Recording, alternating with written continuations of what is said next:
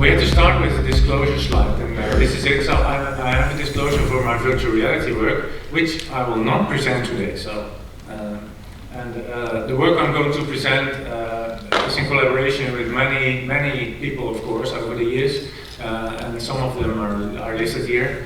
Among those, Jean-Paul Selten, he's also here today. He's been working on this topic in the Netherlands for many years.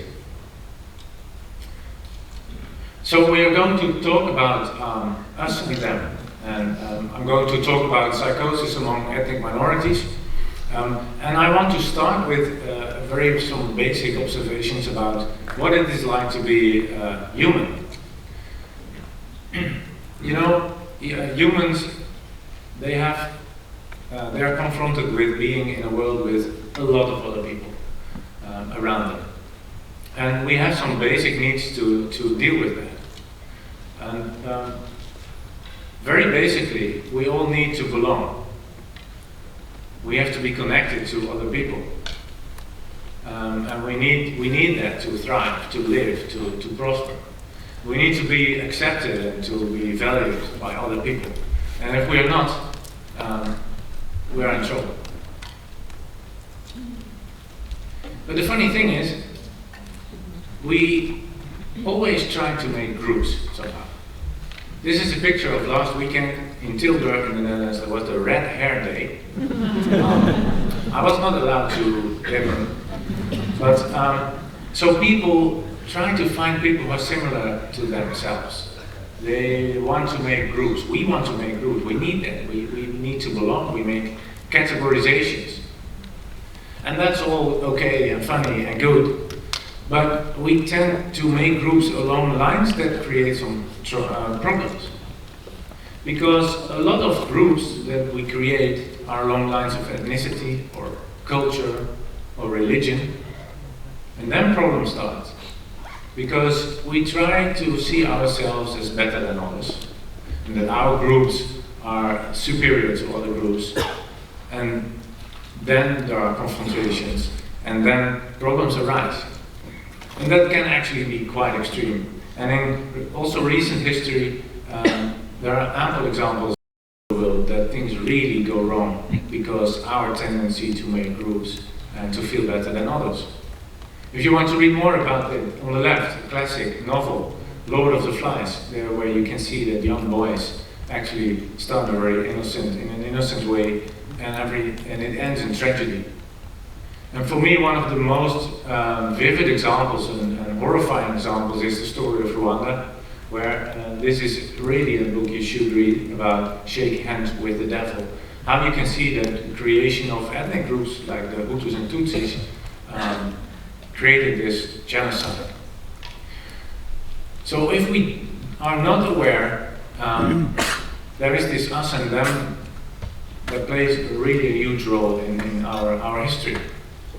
And it can end in tragedy. But usually it's a little bit more subtle.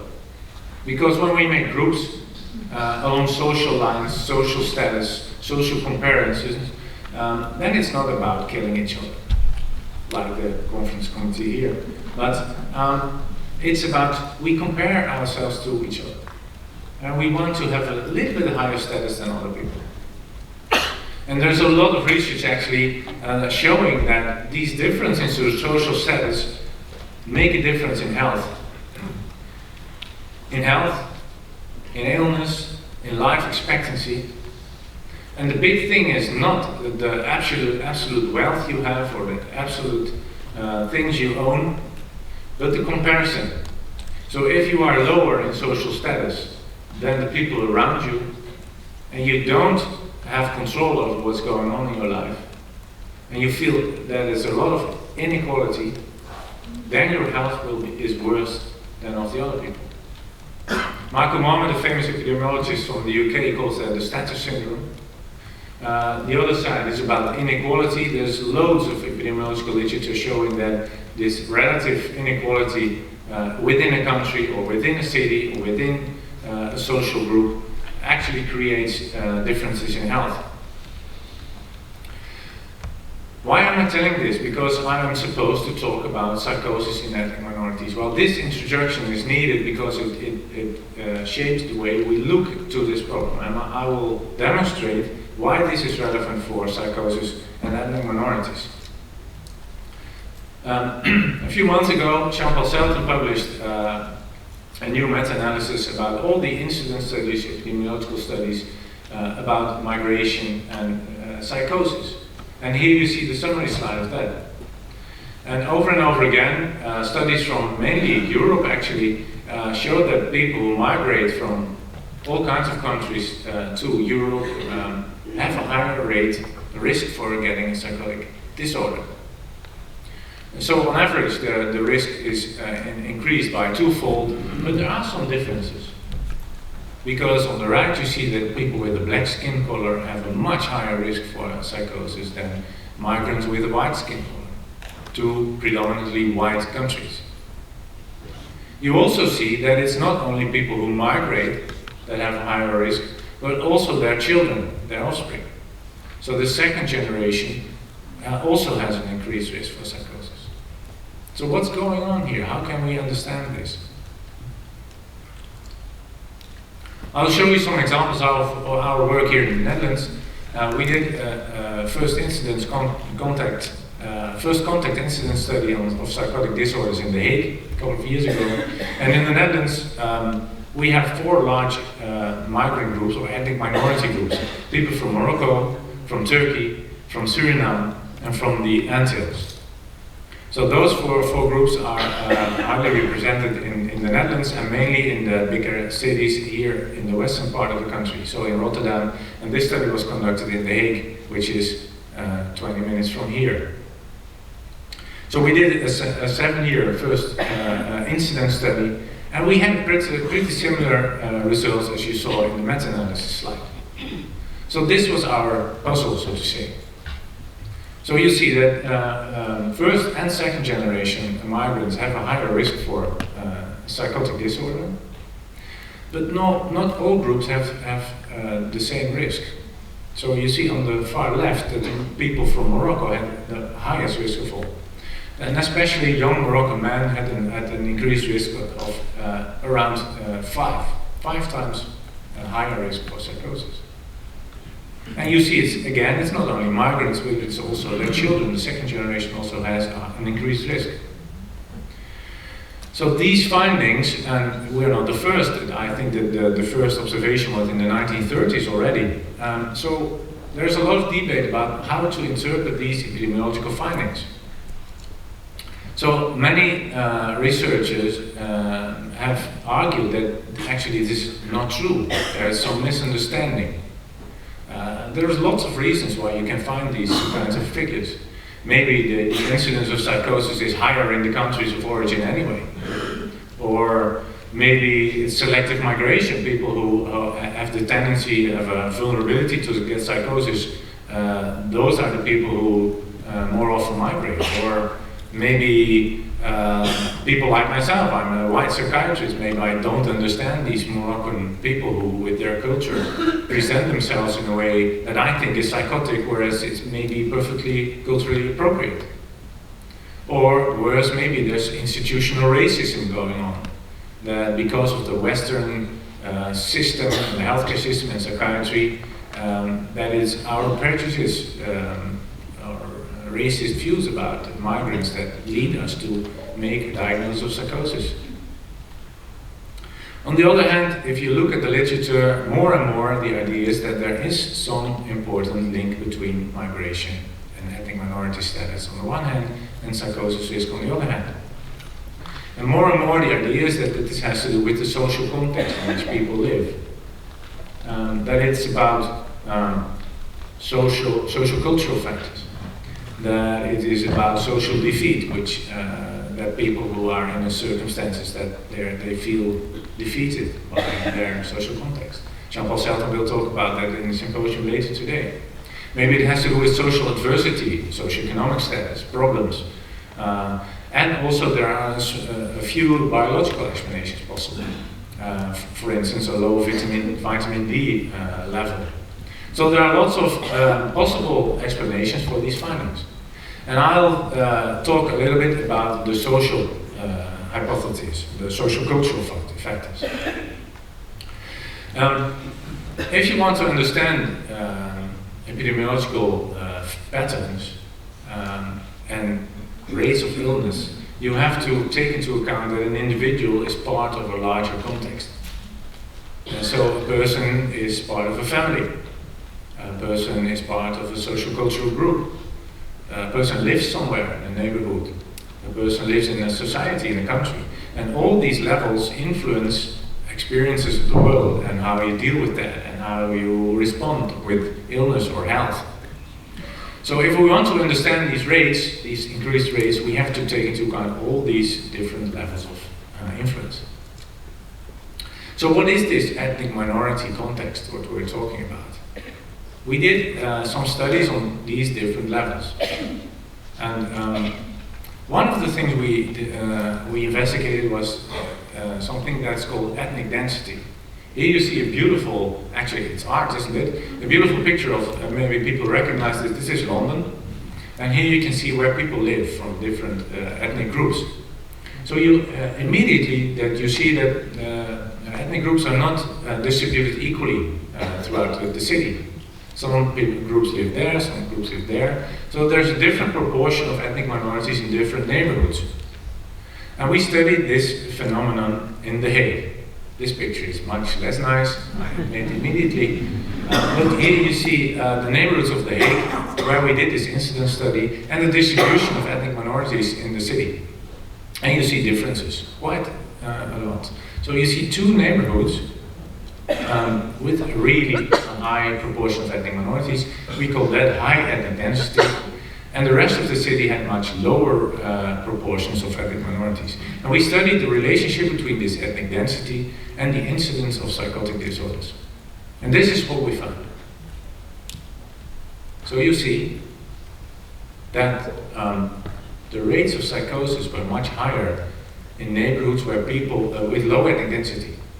So where people lived relatively alone compared to these high ethnic density neighborhoods. And remember, it was a comparison with the native majority population. And you see, the incidence rates were significantly increased only in neighborhoods with a low ethnic density. And again, you see differences between ethnic groups. So the Moroccan group again stands out. So this group seems to be vulnerable for something like ethnic density. But again, you can ask, what is the meaning of this? That's always the problem in epidemiology. You find some things and you say, okay, what does it mean? It's numbers, but what is behind the numbers? This. So what's happening when you are a minority in the neighborhood you live? What happens? Well, how do you feel? How do you respond? Well, at least an important conclusion is that it's not low socioeconomic status. That's not the explanation for this. Because the neighborhoods with a high ethnic density, the Schilderswijk and Transvaalkwartier, those are the poorest neighborhoods with a lot of socioeconomic problems. So there's something going on that actually buffers the socially disadvantaged neighborhoods. It's stronger than these socioeconomic influences. What's happening? It looks like there's something to do with discrimination, exposure to discrimination. Maybe it has to do with experiences of social exclusion. Maybe it has to do with isolation. Because when you're alone, you don't belong. You are not connected to your group, perhaps. I found this picture online and it illustrates the point. In English, it is no jihad in the street. We don't want this in our backyard, in our neighborhoods. If the majority responds like this to you every day, it makes you feel bad, probably. So what we did is relate the incidence of psychosis to the degree actually that ethnic minority groups perceive discrimination in the Netherlands. So we had rates of discrimination divided by ethnic group, and we related that to the incidence of psychosis. And here you see that the more an ethnic group perceived discrimination, the higher the risk of psychotic disorders in the Hague. So it looks like that these social experiences really shape the pattern of the rates of psychosis. And of course, there's a lot of literature showing that perceived discrimination has an adverse effect on mental health and physical health and on everything actually. So one of the mechanisms might be that perceived discrimination to a heightened stress response and in turn leads to a poor mental health. And you also see on the left part that there is something that may buffer actually this effect, like social support, stigma and identification and coping styles. That relates to this ethnic density part, because if there are many people like you, maybe that can buffer these experiences of perceived discrimination. Well, we wanted to know, at least when you are in the minority and you feel discriminated against, it's a threat to your identity. It gives you a lot of stress. So how do you respond if you are confronted with such an environment when you live there? Well, broadly, you can choose two strategies to deal with this. One is that you can try to join the majority group, so try to become white in this example. The other strategy is that you can actually stress your identity of being black. I'm proud of being black. Actually, black is beautiful. There was a movement in the 1960s in the US. We don't feel ashamed, no more than that. It's great to be black. We are unique, we are great. So we are very special. Those two strategies may help to actually overcome these adverse circumstances. This is an example of a Moroccan-Dutch man, Nasreddin Char. He's a Moroccan-Dutch actor who actually won a kind of Golden Globe for his performance in a film as an actor. And when he received this prize, he made a statement. He said, "I'm a Dutchman, I'm very proud of my Moroccan blood. I'm a Muslim, and I have a beep golden calf in my hand." So he said, "I'm proud of being Dutch, I'm proud of being Moroccan." And a few months later, he posted this picture on so I think this is an example of being proud to be Moroccan, and at the same time, being Dutch. Actually, but this is a difficult thing to do, because what do these boys, how should they do it? It is quite difficult actually, to combine these identities and to be strong, to develop a positive identity. So we investigated this in a case control study in schizophrenia. So these two strategies, the first one, trying to become white, to join the majority, is quite difficult when you are a visible minority and people will reject your group. And the second strategy, black is beautiful, has proven to be successful and is related to very positive mental health outcomes. So we interviewed people, did a case control study with 100 schizophrenia cases, ethnic minorities, and 100 healthy controls, and asked them about acculturation and their ethnic identity. And these were the results. The risk for schizophrenia was related to their strategies. So here you see that below 1 is protective and higher than 1 is a risk. So you can see that assimilation was associated with the higher risk for schizophrenia, whereas separation as a strategy was protective. What does this mean? Well, remember the sheep. Separation is that your identity is predominantly ethnic, that you're proud of being Moroccan or Turkish or Sudanese. Assimilation means you want to be Dutch and you want to forget a little bit about your ethnic background. You want to join the majority. Here are the sheep. You see? So the same pattern and the way people respond to this identity threat and to this adverse social context, you can see it here.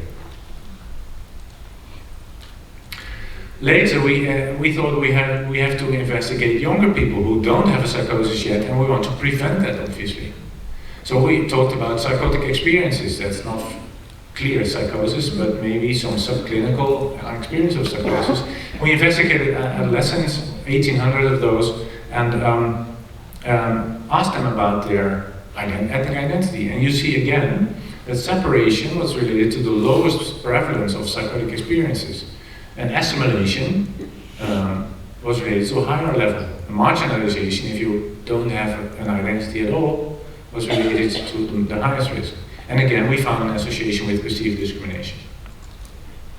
Similarly, the work of Englin's group showed that there's again this interaction between ethnic identity and discrimination, again on the outcome in this case of psychotic experiences.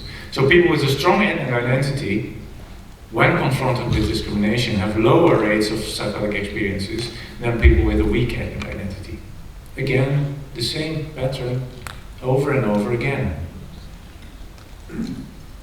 So you see that on these different levels, individual level, how do you deal with the social context you live in, the neighborhood you live in, the society and ethnic groups you live in, it all is related to this risk of psychosis.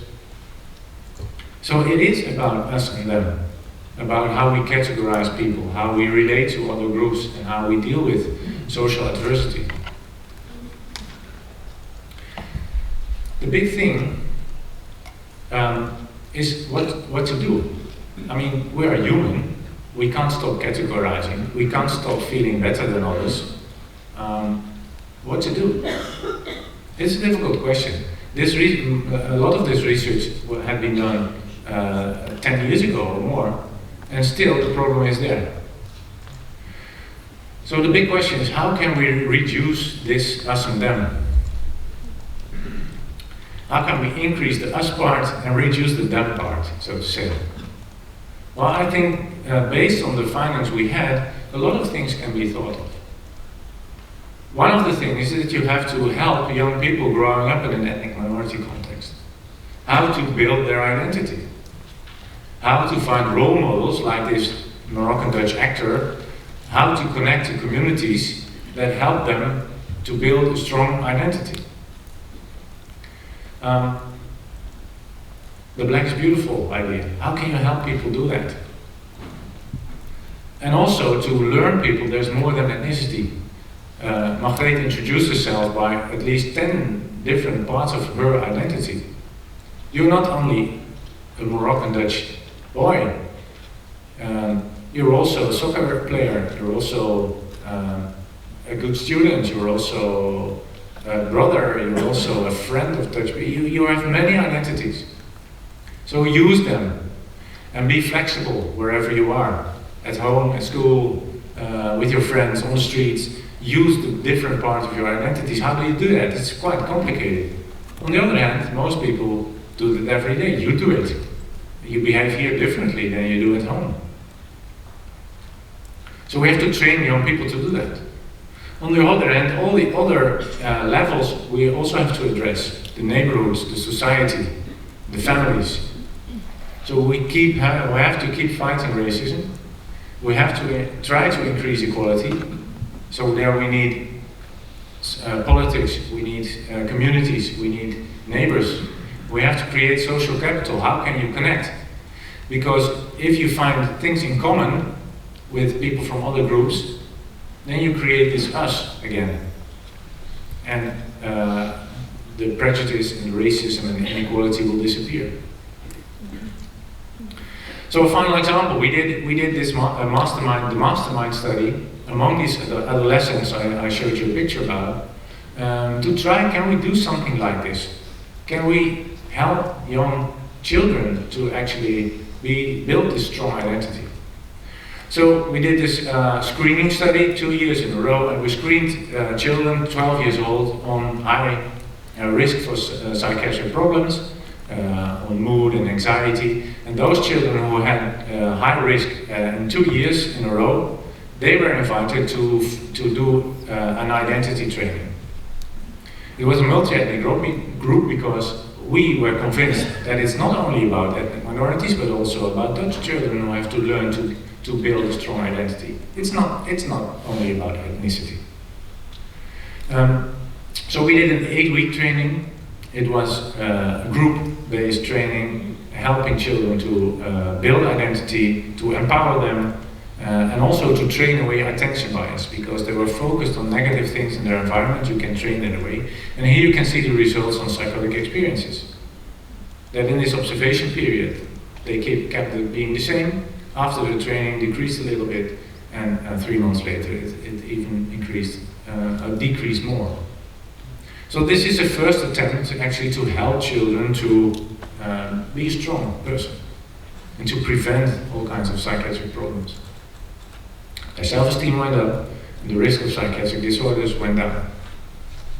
So it is possible. To end, a few examples. This is an important mechanism. It's called stereotype threat. When we see people from other groups, we immediately have all kinds of ideas about these people, and we may not even be aware of that. Claude Steele, a psychologist from the US, wrote a book. It's called Whistling Vivaldi, and that's a quote from a young African-American man, and he said, "Every time I'm walking on the street when it's dark, and white people are walking there and they see me, they always are scared. And they cross the street and they go away, because they see me. And I'm sick and tired of that, because hello, it's just me, I'm not dangerous, I'm not a criminal." And he discovered when he saw white people approaching, and he whistled some notes from Vivaldi, he saw these white people, okay, it's one of us. It's a funny story, but actually trying to understand the meaning of it. Because you can break stereotypes. You can connect. Sometimes in a very simple way. Remember that. The second thing is we have to keep telling stories. This summer I read this book, The Ankle Boys, from Paulson Whitehead. I don't know if you read it, you should do it. It's a story about boys in the US in a school. And they ended up there. It was very unjust. They were tortured, they had no chance. We have to keep telling each other the stories about racism, about inequality, about injustice. Because in the end, I'm convinced that helps. It may take a long time, but it will help. Last example, this was an award-winning book last year, and now it's a motion picture, The Hate You Give. It's a quote from Tupac. And I remembered working in The Hague 10 years ago, all my patients, boys with psychosis, their favorite music was Tupac, always. The text is Tupac, you can find some quotes of him. And he's talking about the hate you give. And he said, the hate you give to your children beeps up the next generations. So our responsibility is to give up. And not to be, to say, okay, there are these groups, there are differences, hate will always be there. He said, please, try to change this. And it may seem impossible, and it may take generations, but change is possible. And for me, that's very inspiring, and I think we all are working along these kind of lines. So I will encourage you, please, keep doing the good work you're doing, because in the end it will make a change. So it's us and them, and after all, we're only ordinary men. Thank you very much.